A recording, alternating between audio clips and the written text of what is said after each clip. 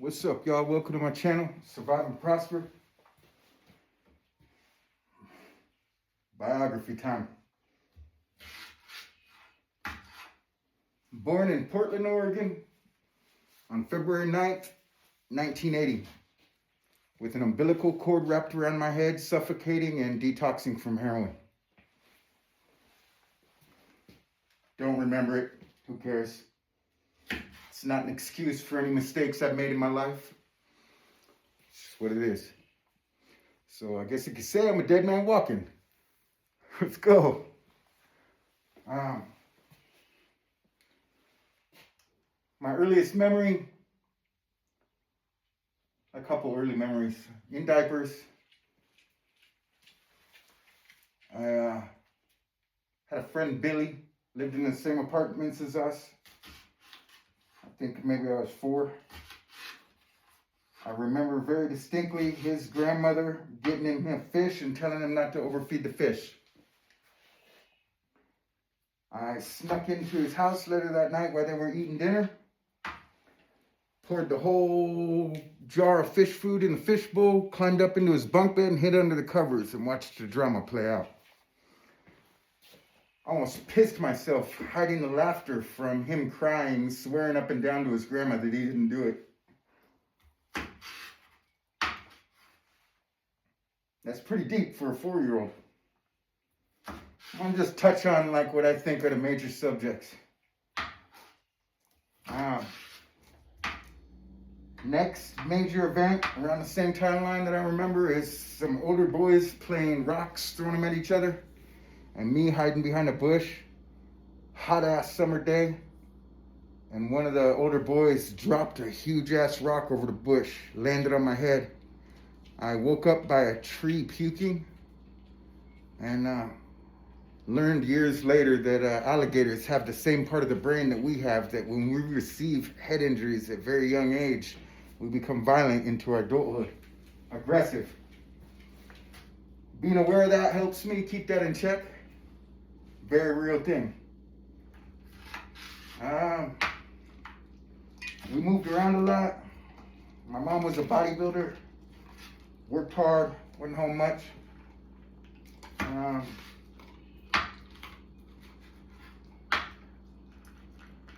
My sister was my hero, is my hero. Got it tattooed on my chest, proudly to say. Michelle. Good mother to me. I was a wild child. We had different dads. My mom liked fucking with gangsters. My sister's dad was a prominent figure, the prominent figure in a certain organization. I won't mention her business. My dad, mob, the N-word. She married a dude that inflicted injury on my sister that changed the family. My hero. Little background on my sister. Now this played a large role in how I turned out in life, but I loved my sister so much that any little thing I could get out of her purse was so cherished by me. I don't care if it was a bubblegum wrapper, I'd carry it with me and it was my good luck charm, my medicine. She took notice of this. My sister was good, man. She was not mean to me. Teased me every once in a while. When I was fucking up, she'd yama yama my toys. Yama yama. All I'd hear, even sometimes when I wouldn't fuck it up, I'd be off minding my own business and I'd hear, yama yama time! And I'd get frantic and come running, knowing that she's in there picking a toy to fucking chuck out the window as far as she could. That's yama yama time. Fucking funny shit, man. It's my sister. Yama yama! She had a nickname for me. What the fuck was it?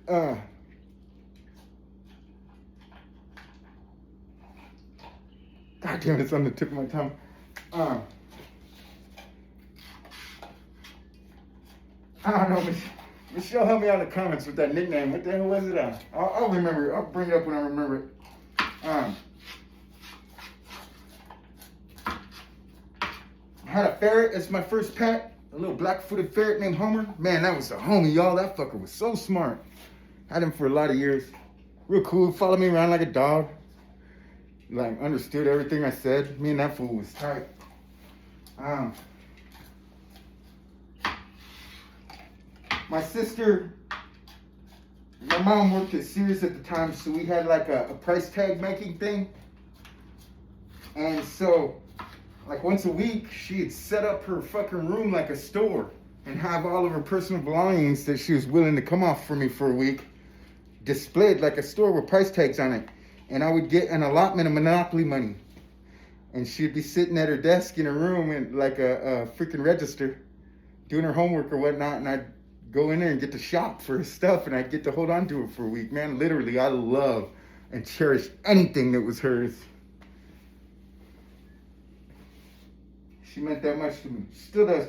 I remember she used to take me out roaming to some rock quarry that had thunder eggs in it off in Tualatin, I think. Or I don't know. And her homie, her friend was my little friend Billy's older brother, Lynn. And he'd run around with us too. But I remember one time we were running around and we were pretending that the rain was acid and it would burn us, so we'd go hide in the little cave and shit. My sister was 9 years older than me, man, and she treated me good. And she still does, man. She always gives me grace, respect. Bro, sometimes when I'm figuring something out, working on something that I've never worked on before, and I look at a reflection in like the car window and watch her watching me, and I just see fucking complete confidence and pride in her eyes, dog. Like, my mom, we weren't programmed, man, by your TVs and your schools and your religions and shit, man. We're outside of the programming, and I'm grateful to my mom for that. She gave me a freedom of spirituality. She gave me my natural spiritual way, which I'm glad for. Showed me the outdoors. Didn't bind me to any religious holidays, so I never had Christmas. I mean, you know, you get, like my sister's dad did Christmas, so they'd let me come over once, and like some of my mom's friends would have Christmas or whatnot, but we didn't. It wasn't a thing. We didn't celebrate. Birthdays now are my most important holiday. Like if you're my loved one, the day you were born is so happy to me. I'll celebrate that. But I choose that. You know, that's good for me. Don't celebrate Christmas or Thanksgiving. Never really been a thing. I love it when my kid's mom brings me food from her family's house, though. Yo. And I'll get certain people that, if they're important to me and that's important to them, then I'll get them a Christmas present. You know what I mean? But I'm saying that just as background for my mentality. You know, I wasn't programmed into anything. There was none of that. You know what I mean? We moved around a lot, ended up in Milwaukee, Oregon. I was that one kid that was always outside in the fucking sewage ditch catching frogs. Looking back now, I realized all the girls liked me. I didn't notice it then. Just a kid running around, you know what I mean? Not knowing how to express myself much. Hella tickle frenzy. I remember my sister and my brother tied me up to one of the posts on the carport and fucking tickled the shit out of me. My Uncle Mike is the reason I'm fit. Mike, if you ever watch this, Brian Powell, my cousin, Uncle Mike Powell, man, you're a stellar dude. That dude was so buff and handsome, bro. He used to let me do pull-ups on his arm outstretched. And me working out, that's who inspired me to be fit. And I appreciate that. I didn't have a dad, you know what I mean? Like, my dad wasn't around until later, and I'll get into that.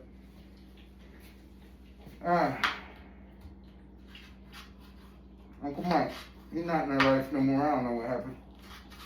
Mom used to drop me off at Grandma's. Mom, I was a wild child, y'all. Like, buck-ass wild. And now I know why. Man, I was full of this fucking understanding. At 4 years old, I'm fucking manipulating a situation at my friend's house and watching it play out. Like, that's a deep understanding. I know I'm outside the box. But that comes out as wildness, you know what I mean? When you don't have the ability to express it or you don't understand yourself, man. Was mistook for ADHD, was mistook for a bunch of shit. Whatever. My sister ended up getting kicked out of the house by my mom for a while. That fucking hurt, dog. Like, that broke my heart. I started acting out in public after that. Normally it was just at home, yelling and screaming and bucking mom. But after my sister got kicked out, I started to take it out on society. You know what I mean?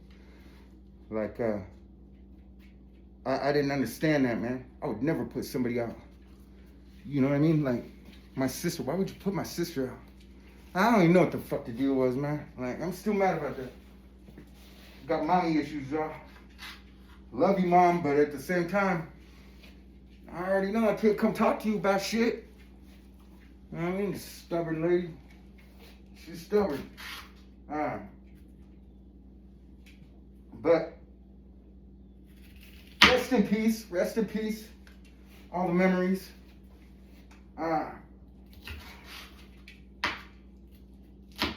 Started acting out in public. Fucking tripping out at school. Man, just wild as fuck.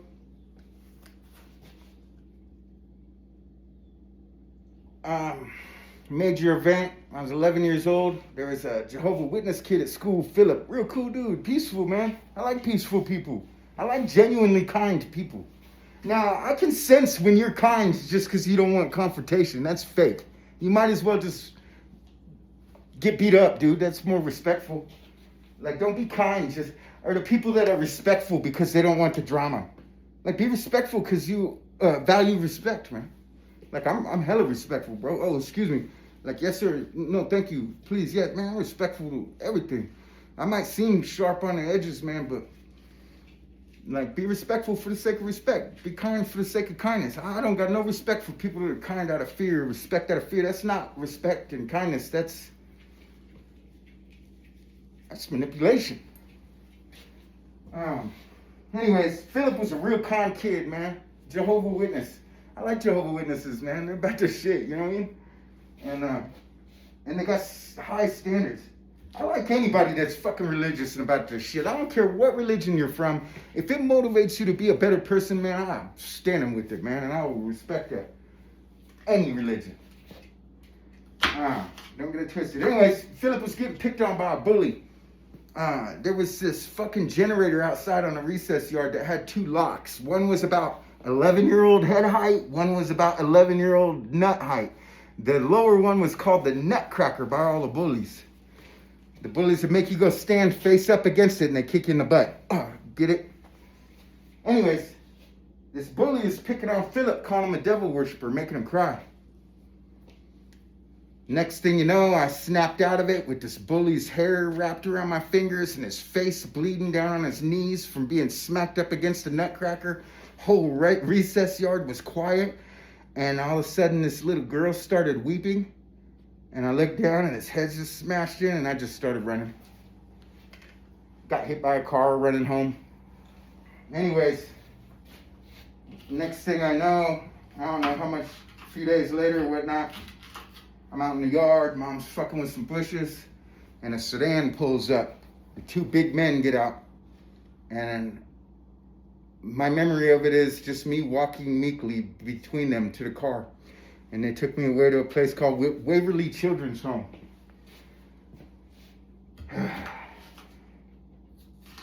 I was violent to all the staff, didn't get along with the kids.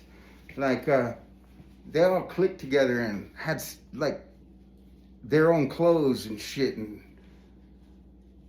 rapport with their family. Like, I was wearing state clothes and, you know, I didn't have no money for commissary. I used to hate the sound of chip bags on commissary day, y'all, when they go spend the little money their family sent them. No visits. Just me and all the things in my head. Just all the understanding that was just too deep for my ears, you know what I mean? Always acting out. I'm the one kid in the back hacky sacking by myself while all the other kids are bullshitting and talking their fucking game in front of the TV. Like, I didn't watch TV. I'm hacky sacking. I'm running laps in the gym at 11 years old, getting fit. Christmas rolls around. I'm not celebrating it on the unit. One of the staff members asked me what I wanted to be when I grew up. I said this was my exact answer. I want to be the biggest gangster and I want to hijack fucking semis.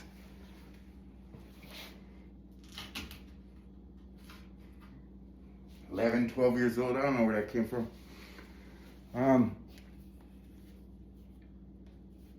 The staff always had me in basket holds out in the hallway from assaulting them. Basket hold, they hold on to each of your opposing wrists, got your arms crossed in front of you, your face down, they got their knee in your back. Wild, off the chain, like no communication skills, didn't want to hear nothing. Regina, big black lady, my angel, Regina, worked at Waverly. You ever watch this? I love you, chick. I'll kill a motherfucker for you. She just would speak to me and I would be at peace. I'd be in a basket hold struggling for my life and hear her voice. Let him up. Come on, Joshua. And we'd go walk the halls or walk the streets and we'd just talk. That lady, man, gave me peace. What a beautiful woman. Dark as shit, man. Like, black as the night, but shined. I fucking love her. Oh, God. Regina, I wish I knew more about her. What a peaceful, man. Anyways, I don't know the circumstances, but I ended up getting taken out of there. Probably for my violence. Set in a foster home. I don't remember which one this one was, but I got bad luck at foster homes, y'all. I could tell it was funny style every time. So I ran away. Where do I run away? Into the hills. Yeah, I was out doing what I'm doing now when I was 11 and 12 years old, man. Yeah, any wilderness that was close to me, I'd run away into. Sometimes, it would have it so rough I'd have to, if I was close to Portland or a city, I'd sneak in. I never stole nothing from nobody to survive. I like that about me, but I would sure freaking pull heartstrings, man. So many young kids that I would interact with on the run from foster homes would take me home to their moms when they'd want to adopt me and let me in and let me stay until I always end up getting caught by the cops like a month later or whatnot and taken back to the fucking group home, recycled.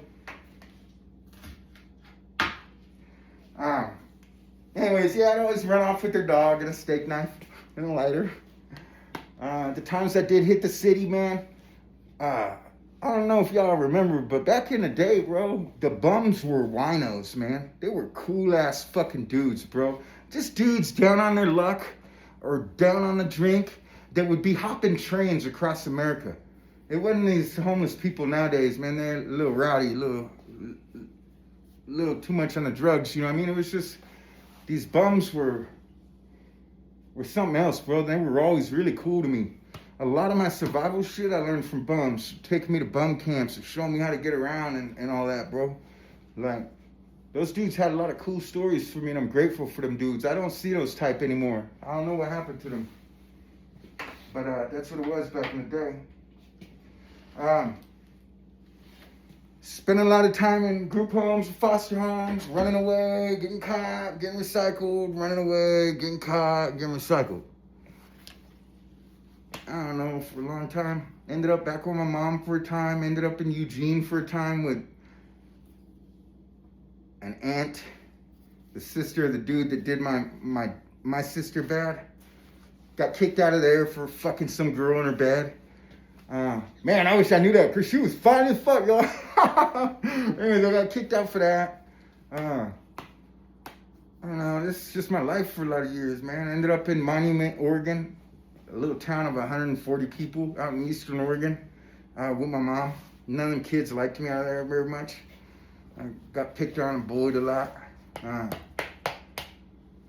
Running around the hills, minus 14-degree weather on the halfway up Cemetery Hill above a graveyard, starting a fire with a little dog, freezing my ass off.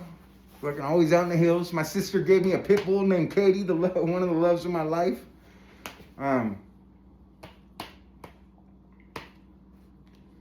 Yeah, spent a lot of time fishing out there and just traipsing around the hills. I don't remember what happened, but I got in trouble. Ended up in a foster home with some parole officer out there. He talked shit on my mom, so I ran away to the hills. Fucking long way from the city there. I learned a lot about children when I was a child. And I'm really good with children. I fucking love kids, man, and they love me. Hey, bro, all my partners and homies let me... Hey, my sister's son, Nick, man, was my best friend for a long time, little kid. And I'm really good with them, bro. Like, pure. I learned at a young age that you gotta be careful what you say to a kid, because you never know what sticks with him, man. I was riding a bus with a wino bum one time, going to his homeless camp, his bum camp, and it was the first time I ever seen the convention center in my city, Portland, Oregon. And man, it's a beautiful building. It's two matching buildings made of glass with a little light on the top. But they're beautiful, man. But this bum looked at me and said, "Look, kid, it's a syringe with a drop of blood on the tip." And that's what I see every time I look at him for 30 years. Like, he robbed something from me. And he wasn't a bad dude, he didn't know. But he also taught me something, and I'm glad that he did that, because now when I'm around the children, and I prefer children over everybody. Like, if we're at a fucking party and there's kids there in the park, man, I'm with the kids over there, pushing them on a swing, playing tag, throwing football, man. Like, you know, I love kids, bro. They're the greatest joy. Like, when I hear their laughter, all the hard shit in my heart just goes away. And I'm leery because there's so many fucking freaks out there, bro. Like,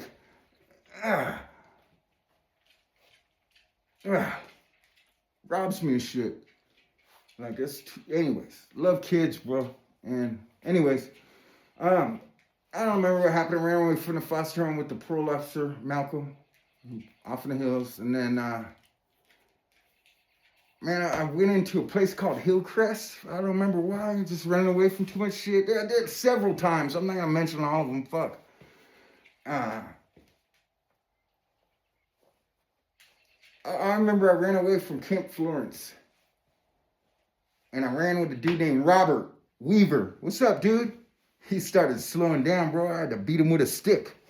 "Get the fuck up. Bam, bam. Don't quit. Let's go." Because I know you got to get a far away. But anyways, he ended up fucking quitting on me. He wanted to go steal shit from a house. Like, I'm not stealing from people. Fuck that.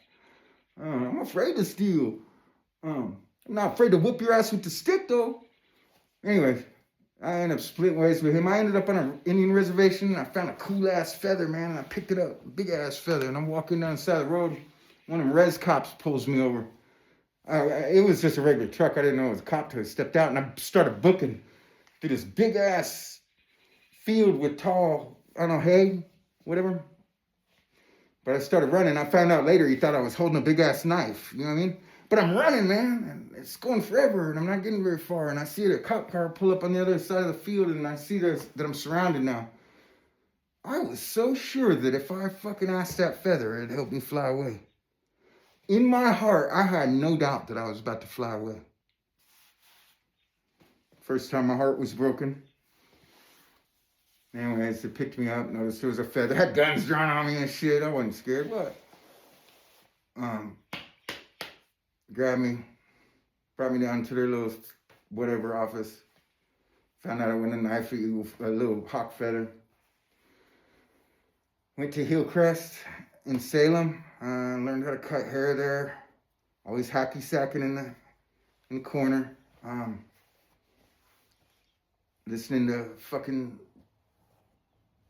Stone Temple Pilots and fucking Green Day and Pearl Jam and, you know, Counting Crows, and the other kids are over there on the TV pretending to be gangbangers. Like, and nothing to do with them, with my jam, man. I'm not a friend, you know. Always exercising, bro. Exercising. I don't know why. Staying ready. Because, man, it's just me against the world, man. Always, my whole life. And nobody was teaching me to be a man. Hillcrest was a trip. Omega Cottage. I don't remember, man. Anyways, I left there. Went back with my mom or whatnot. Did my thing. Like, whatever. Man, I don't know. This is really hard, y'all. I don't think about these things, man. Like, why did you ask for this, bro? More importantly, why did I agree to it? I don't know, man. Like, heart broke from not having my sister around. Always, bro. Always my heartstrings were pulled to my sister, man. Like, she was married, had a son by then, man. Like, I love my son. My sister's my son. My sister's son, man, was very close to me, my good friend. Man, we just play like kids. I got a chance to be a kid, you know? And I loved him. He ended up with cancer and it like scrambled his brains a little bit. Not retarded, but just real cold, man. Like real focused, man. That dude was dangerous. But he's a good man now, doing his thing. I ended up going on a trip with my mom and some homegirls of mine. Cedar, Sweet Pine, flying up. What's up, y'all? Love you guys. It is shit. Cedar, my girlfriend at the time. We decided to go on the powwow trail across America. I ended up jumping off the bus with them in Wyoming, man, living in a tent on a farm, man, working at A&W Blimpie on my own. They kept going, mom, all of them. First time I was on my own, when I was 17, 18-ish, almost 18.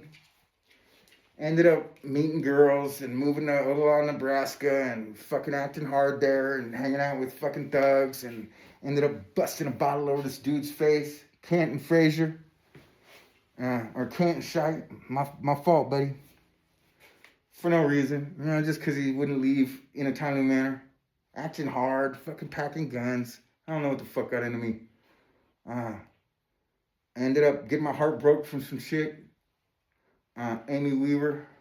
What's up, girl? Always like floating around with women. Some other women like me bailed me out of the jail after that incident and headed back to Oregon with them. Got back to Oregon,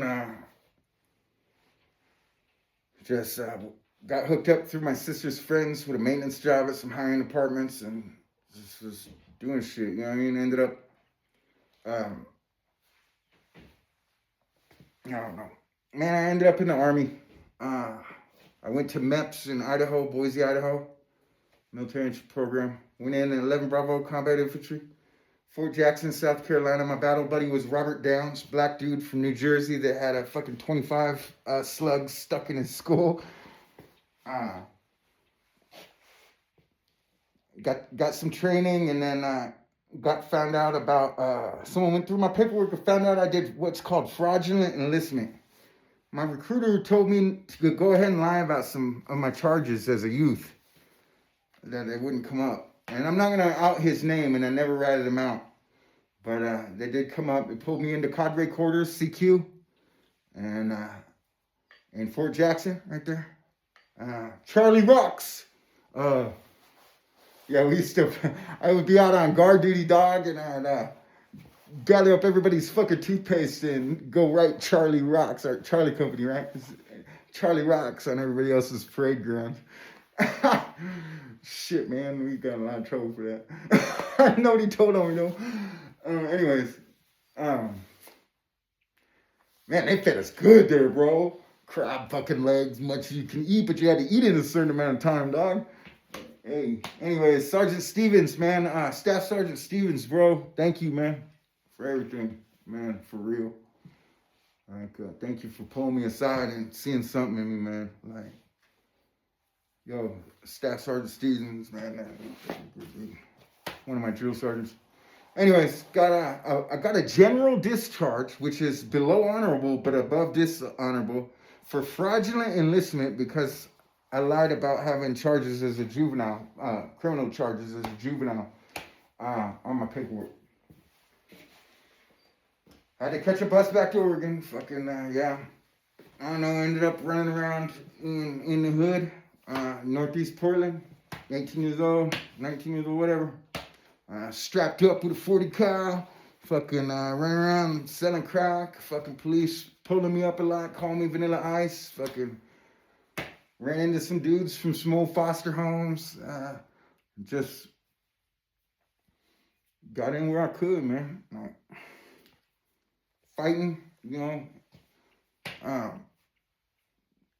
it's different being a white dude in the hood, you know, it's all right, though, making my name. Decided, fuck it, I'm gonna be a fucking gangster and make a name in the streets, which I did. I don't know, man, I got an organization, Omerta La Familia. They are off the chain now. I don't really associate anymore, but me and the guy that founded it together, my homie, my bro, what's up? I see you.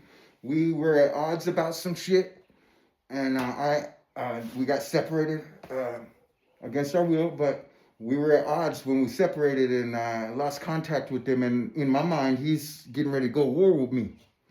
So I built my shit up enormously. His philosophy was only people of quality are allowed in. My philosophy is gather everybody in, and then I'll be able to pick out the people of quality and keep them closer. And then we'll distance ourselves from the rest. So, like, we're literally thousands strong. Like, somehow it migrated up. It got out of control. It went beyond what I was assuming. But I started recruiting motherfuckers, bro. Realizing that I had a mouthpiece. Talk a motherfucker out of his pants, bro. Which I don't use at all on these videos. I'm just being me. That's why I sound like an idiot. I don't put no game on here. I'm not that man anymore. I used to be buff as shit, bro. Always working out, lifting weights, man, fucking fighting, making my name in the streets, bro. Wanting so bad to have a name in the streets, because that's as far as I thought I'd ever go. It was a tight-knit community back then. Like, I would go fucking rob 10 fools on this side of town and hear stories about it on the other side of town a day later. Man, this fool came through and robbed this whole house and fucking whole neighborhood. Like 10 of the dudes in this neighborhood got robbed at gunpoint for sometimes only $1. And I'd just be sitting there like, whoop. Anyways, crazy. I didn't think I'd live. Needed to have babies bad to pass on my life. I don't know, man, what the fuck was wrong with me. Wow. Anyhow, I don't know. I don't fucking know, man. I don't know why you want to hear this. I don't even know where I was, man. It's so hard talking about this because, I don't know, fast forward, man. I don't fuck with my organization no more. They kind of went a different direction than I wanted. You know what I mean? We followed a belief system and a specific plan to legitimize. And they just turned into little hoodlums, you know what I mean? I believe in philosophy. Like, I got a philosophy, bro, about life. And I feel like not being able to articulate what was going on in my heart, my mind, and my soul was what was causing it to be projected outward in craziness and aggressiveness. And that makes sense? But now that I can articulate it, it's like, man, now that I made that name that I wanted to be when I was 11 years old and they asked me what I wanted to be when I grew up, I achieved that. Like, that's my sister, bro. In a house full of gangsters, some fool wants to smoke weed with me. Well, weed does crazy shit to me. Oh, sure, I'll take a hit out. Bam, took a hit out, knocked everybody out in the house. 8 people. Not giving a fuck, bro.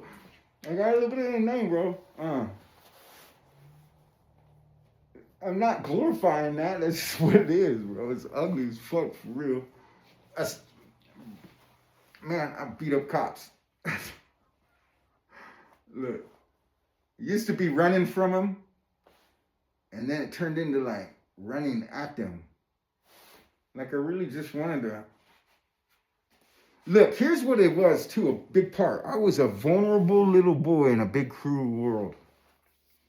My whole life, trying to cover up my vulnerability. That's what all that acting tough, making an organization, surrounding myself with people, like, getting buff. I only fucking exercise so I'd be intimidating and less likely to get picked on. Like, for real, I'm just a scared dude, bro.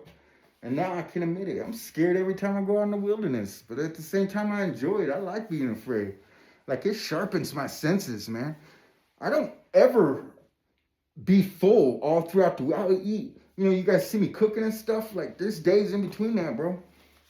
Like, sometimes I won't eat for a day just because I like that crisis mode I get into where my vision's real focused, my hearing's on point, and I can smell everything. And, like, quick reaction time, man. Like, if I'm sated and well-rested and full and no thirst and no problems, man, I get lazy and sluggish. Anyways,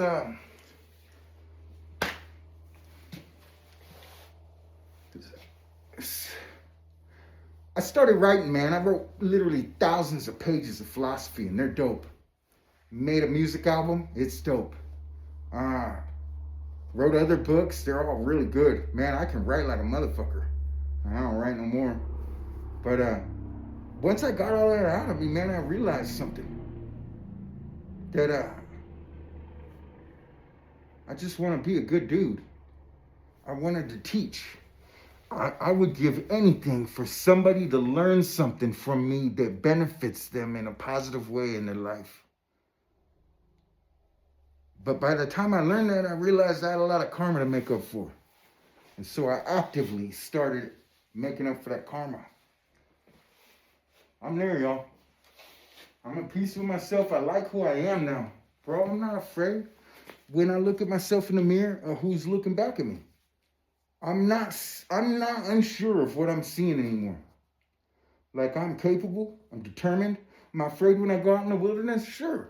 Am I afraid of making mistakes? Hell yeah. Am I afraid of being embarrassed? Yep. Am I afraid of heartbreak? Yep. But fear don't drive me no more. I'm in the driver's seat, and that's just a small little spark in my chest. Bro, I'm self-possessed now, and I like that. I like who I am now, man. I couldn't see myself before. I really couldn't. But I put myself in enough situations to where I was forced to look at myself and understood that all I wanted to do about that was like what I saw. And so, yeah, you got before you this. I love the outdoors. Hella spiritual, bro. Like, I know what God is, you know? I know what life's about, bro. I got the answers. I keep them to myself. I don't impose them on anybody. I don't try to control anybody else. I don't need to become, I don't find comfort and security by imposing myself on others anymore. It's one of the big problems with the world, y'all. Like, I don't take more than I need. The only shit I own is survival stuff. A little bit of food. You know what I mean? Like, I'm good at being sad. I'm good at being angry. I'm good at being alone. I'm good at being happy. Like, I think I'm learning a little bit of mastery over my emotions, man. I'm not programmed by society. I'm super happy about that. Does that leave me lonely sometimes? Yeah, bro. Like, you know, when I walk in the room, you get a sense of something off. I got a lot of charisma. I don't emanate it the normal way, so people usually sense me coming and are either a little leery of me or really attracted to me. I'm not driven by lust, greed, anger, vanity, or attachment. I seek knowledge. I want wisdom. I like trying myself. I don't hurt society no more. Like, I never really did, actually. Like, I mean, I was wild and shit, ran the streets, sold a couple drugs when I needed to, robbed fools when I needed to. They were all criminals. Like, I wasn't robbing regular people. I was robbing wannabe gang members and wannabe drug dealers, you know what I mean? Does that justify? No. But I'm proud of that. Like, I didn't hurt no regular Joe. I didn't pick easy targets. Broke some hearts, had my heart hella broken. A lot of death around me, man. Lost a lot of good friends to violence and motorcycle wrecks and shit like that, man. How did I get to be where I am today? Heartbreak, man, drove me away, and I just can't turn back to society. Like, I can go to my hood and show my face, bro. Like, I could walk into my projects, like, and people are gonna be like, "Hey, where you been?" I used to be on the Charlotte B. Rutherford Apartments, and I'd have all my tools in my car and my other fucking lowrider unlocked outside all night, and I'd be passed out under another car up the block from working on it. You know what I mean? I'd fuck with my shit, my apartment unlocked, my dog running around free. I mean, I get respect where I'm at, and that's important to me. I'm principled. For a long time, I lived by loyalty, intelligence, and function, and they just become part of me. Like, it's not something I have to, you know, project anymore or talk about it. It's just, you know, right now I got super good work ethics. I love fixing shit, bro. I'm always working on something. Like, I work for free.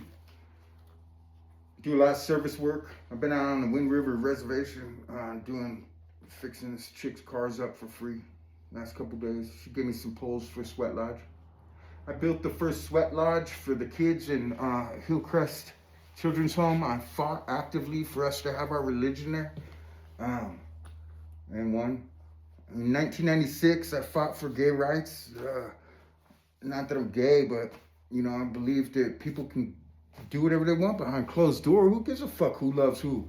It's not my business. Now, it's another thing in my mind if you're like pushing it down my kid's throat and repping it like a gang, then I got an issue. Anything that you fucking try to rep to me, I'm gonna automatically rep the opposite. I don't want nothing shoved down my throat. If you're trying to shove down my throat something I already believe, I'm gonna step to the opposing end. And I'm gonna buck. I don't need nobody to tell me nothing. But don't force anything on me. Like, I'll go tearing on the TV if I want to see shit. Like, otherwise, keep that shit to yourself. And that's anything. Like, if you're following me, harassing me with shit, I'm going to oppose you. Like, if I'm passing by a demonstration, that's fine. You know what I mean? I chose to walk by there. They're already there.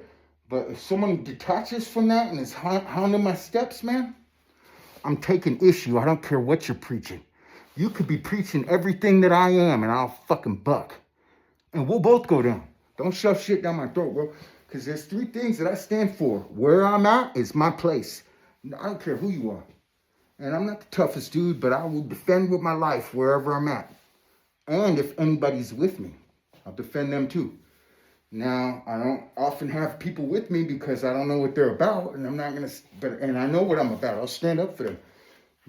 If they're the worst person in the world and I'm start the conversation with them, they immediately are encompassed by my protection just because they're there by my will. So I'm very careful about that. I don't got a lot of people around me. Got a lot of people I love but don't know me. Got a lot of people that love me, but I don't know, man, a little socially awkward, I guess. I don't feel comfortable around people like, they're on some other shit, man. I don't talk sports. Like, the only shit I want to talk about is my own philosophy.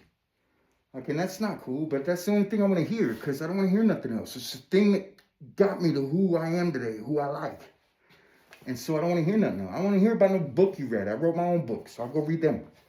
And it's not being rude, it's just having my armor on, bro, because I'm protecting the thing that made me something that I can be proud of. I'm not just a dead man walking anymore. Man, my whole life, I think, man, I should have died with that thing around my neck. I was supposed to die. What the fuck happened? Who robbed me of my death that made my life so terrible? It's not like that no more. Nah, I don't use as excuses anything that happened to me. I had a lot of fucked up shit happen to me, man. I was on the run from a foster home one time, man, and it was cold and it was winter and I was sad looking at windows, seeing people having Christmas dinner with their families. I was in shorts and flip-flops and this van pulled up to me. One of the bums taught me to keep a razor in my cheek when I'm on the run. A razor blade. Anyways, this van pulled up on me. He offered me to get in his warm van. I got in his warm van. He's driving around, offering me food. I'm in the back, tired of shit. He comes back there, parks, sits next to me, puts his hand on my leg. All the wild came out of me, but I stayed real still. Puts his hand on my leg, and I don't know, somehow, I don't know how we got there, but I'm on my knees with his dick in my hand, and bow my head, and that razor comes out into my thumb and forefinger. And I sure tried, but I didn't get that fucker cut all the way off. He's screaming like a bitch. I'm fucking laughing like a wild kid with fucking blood all over me. I don't know what happened to that dude. Maybe I'll get arrested for this video. But I sure tried to cut that fool's dick all the way off. I didn't get it though. I don't remember much more of that night. I ended up, I don't know. One of the bums saved me. Somebody, I don't remember, man, I was 12? Yeah, 12 years old. That made me angry, man. I don't like predators, you sexual predators. Yeah, that's hard to talk about right there, man. Like, being on my knees to a man at 12 years old.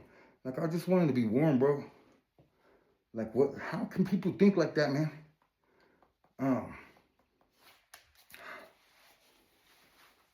You know, I done things. I stabbed a fool in the chest that was trying to stick me with a fucking stake. And I done things I'm proud of that fight. Man, he swung at me twice. Woo, ducked under. Man, you're not good enough, bro. I learned how to fight at Matt Dishman Community Center in Northeast Portland, Knott Street. What's up, y'all? Broadway, thank you. Swung at me again. I ducked under, back there. Big old dude. He pulled out a steak knife out of his back pocket. Well, I had a fucking boot knife strapped to my leg and some ski pants off with buttons up it. Bro, he swung that steak knife on me, and next thing I know, ducking just caught him right under his arm, man, right in his rib. Straight to the hilt. I had a hard time pulling that out. He's like, damn. The girl I was with, Shania Welch, what's up, lady? You're so fine still. Was beating him with a purse. Such a gangster. I had to show her the knife. She's like, oh, it was so quick, she didn't see it. But I know the violence I'm capable of. I was 18 at that time. I think I was right before I went in the army. It was over some dumb shit. Anyways, I helped him to his car. Back then, you used to have to call the DA's office to see if you had warrants. And for a minute, I had assault 2 or assault 1 attempted murder. And then it dropped off. And anyways, dude didn't snitch on me. Fucking Nick. Thank you, bro. Years later, I run into dude. I'm fucking selling weed in Portland, right? And I'm in a black Camaro, T-top, IROC. Fucking 350 rocket under the hood, and I got a pager that's fucked up. Because I always drop my gun off my lap and my pager when I hop out the door. So this pager been dropped in a way that if you let the battery die in it, it'll erase all the numbers. It won't hold memory. But if you change the battery out before it dies real quick, it would keep the numbers. So I'm getting hella pagers. I sell like a quarter pound of weed in 20s and 8s a day. That's a lot of fucking negotiations, you know? Anyways, I got this page, man, and I'm fucking battery's dying. I pull up to a fucking 7-Eleven, and I'm walking in with my head down, trying real hard to remember the number, and I go to the checkout stand, and I'm like, AA battery, please. And it's silent. And I look up, and it said, dude, I stabbed you before. And he's just looking at me. And I'm like, you're not going to give me no batteries, huh? He was like, no. I'm like, all right, later, bro. Yeah, bro. Oh, man. I got some stories from the streets that are fucking funny, man. Like, funny as shit, man. Listen, I had like a fucking ounce of coke on me, a pistol, and a big-ass wad of money. And I'm riding a motorcycle for the first time because this dude owed money on this motorcycle. And I was going to get paid to repossess it from this fucking gangster that owed this drug dealer. And it was a straight shot up a one-way street. I never drove a motorcycle before. He's like, we go get it, man. I'm like, hell yeah, because I'm crazy. I'll give you $1,000. You bring me my motorcycle. I'll go get it right now. Here's the spare key. Thanks. So I never drove a motorcycle. So I go get on it and I push it out the dude's driveway real quick, get it started up, get on the curb, get it going. And I'm going up the street real slow. And listen, it's a hot-ass sunny day, bro. I got a tank top on. And it's pulled out over my pistol, and my coke is tucked down in my underwear, and a wad of fucking fat-ass money in my pocket. And, you know, he paid me half up front, plus I had some other money. I pull up to the stoplight, and I see this cop in the side mirror behind me, like two cars. So I pull into this fucking, I don't know, Burger King or whatever right here on the left, and go around the drive-thru to get out of the side of the cop. And I don't know what fucking happened. I slipped on the accelerator or something, but I did shit real bad too, right? Like I've been having to shit as soon as I saw that cop. It happens. It's a thing. So anyways, something happened. I slipped on something, and I ride bikes now. I'm not sure what happened there. I don't remember it too well, but the bike gunned, and I ran into the fucking corner of the drive-thru. It flipped me off the bike. I hit the fucking wall and shit my pants. Bro, listen, it wasn't just a regular turd, dog. It had to be the most watery, violent shit ever. It literally fucking immediately soaked my shoe through my pants. Oh, I'm hit, dog. So I'm running thinking the cops saw that little wreck, right? Running through the intersection, across the streets. I don't look back. It don't matter what's back there. I'm running until I'm done. Run, get to these fucking apartment buildings, right? And man, this shit is itching at me, and it's a hot-ass sunny day, bro. People are looking at me running by. I know I smell like hot shit. I get to these apartment buildings, I find a laundromat in the apartments, and I go down and I'm opening them dryers and shit. The only fucking clothes in that whole fucker was for like a little 12-year-old girl, I assume. The only pants in there were fucking pink spandex with purple flowers on them, dog. I pull my sweats off, boom. I wipe my shit off with all the other clothes that are in there. Throw them back. And I put my leg in this motherfucking spandex and my other leg. Pull them all the way out, my nuts are out to here, bro. Stuff the money to the drugs and the fucking gun in there. Go out to the bus stop. Smelling like shit, bro. In pink spandex for a 12-year-old with purple fucking flowers on them. Smelling like shit. Man, no cops anywhere. I guess they didn't see that shit, man, right? Fuck, for nothing. Get on the bus. I'm about to go back up to Homeboy's house who paid for me to repossess the bike. Tell him what happened. Get on the bus, man. People are looking at me. I'm sitting in the front, bro. You can't look at me. You can't even, you're smelling me too, right? And I'm just trying not to pay attention, man. Get off the street. I'm going to his place, like right on the corner right there. Walk over there, knock on the door, open it, and forget they were having a party later that day. All the homies were there. Bunch of hot chicks I didn't know. Oh, man. Everybody just stops. The music didn't. It wasn't like that, but I could imagine it. Everybody looking at me, man, like smelling me. I was walking in the bathroom, bro, and just shit like that, man. Lots. I had some funny fucking times in the streets, bro. Like doing that little. Bro, Portland got different though, man. I knew I had to find a different goal in life because they legalized drugs and fools started moving in from all over the country. Like, you couldn't make a name in the street anymore. These weren't even people from here. When Oregon legalized drugs, man, everybody started moving in to do free drugs. So, you know, nobody would talk. They wasn't a tight-knit community. You know, I wasn't a respected member of the community anymore. There weren't houses I could go to and just walk in anymore and just check pockets. Like, just isn't the same. And so, you know, I decided to be a good man. I wish I'd have decided that a long time ago because it's really fucking nice to help people. And, you know, a lot of the things I said right here, I don't know how to explain these things, man. It's just what I've been through. And it took that to get to who I am today.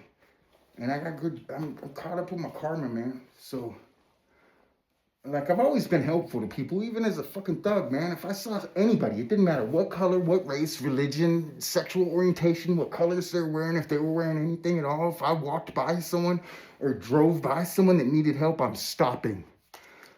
My own enemies. Bro, I seen this dude that we shot at each other once. Josh Brittany, what's up, fool? Needed some help on the side of the street. Pull over, change his tire for him, bro. I already knew he had drugs in his shit. He ain't trying to post up there. Mugging each other. Man, I got a jack. Like, get back in the car, though, bro. The fuck, man? Appreciate you. Yeah, fuck you. You know, I don't care. I'm helping if somebody needs help. Like, I've always been like that, and I love that about myself. The best things I've ever done in my life for my kids. Yeah, I put good kids out there, bro. Like, I love my children.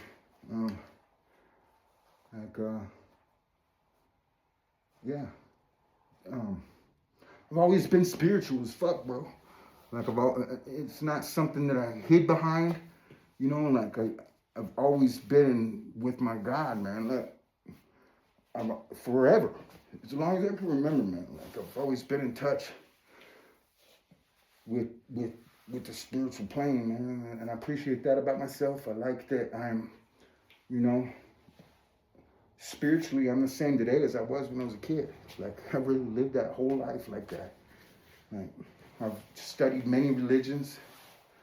Got friends of all colors, races, and creeds. Got some gangster-ass friends that are doing good now, and I'm proud of them. I got some straight-laced friends that are politicians now, and won't mention them. Like, I don't know, my life's been a trip. It's been a variety of things, man. But my childhood sucked, bro. That shit's hard to talk about, and I don't think about it because it's not gonna be an excuse for me to do anything stupid. And I won't blame anything on that. I'm proud of that. I don't do anything today because of that. Like, and nothing that I've done in my life will I blame on that again. Like, I take responsibility. And I don't do things today that years down the road I'll look back on and flinch from the memory of it. I'm proud of that, bro. And I got my own philosophy, and it works for people, and I've seen it work. I've seen the fruit. And that makes me proud, man.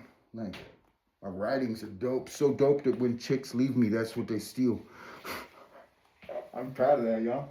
Years later in the room with my sister, last year, listening to an anonymous YouTube video with a man's voice that is my writings that a chick stole. I'm proud of that, y'all. Fuck, I don't know, bro. I've struggled with drugs and alcohol, man. I struggled with my family. It's just life, man. Like, I'm nothing special. Except for that shit's ugly. You know, violent, been in a lot of fights. Used to fight underground boxing. Fists are fucking so broken. Like, I get beat up just as much as I win because I'm not fighting cowards or single dudes. I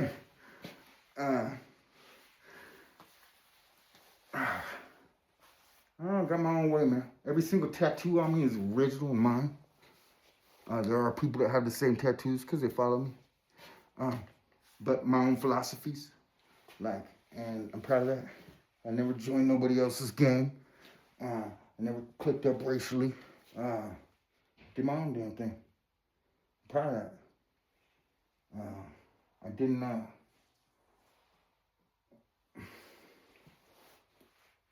don't even know if I'm gonna post this, y'all, but there it is. Stay sharp, stay dangerous.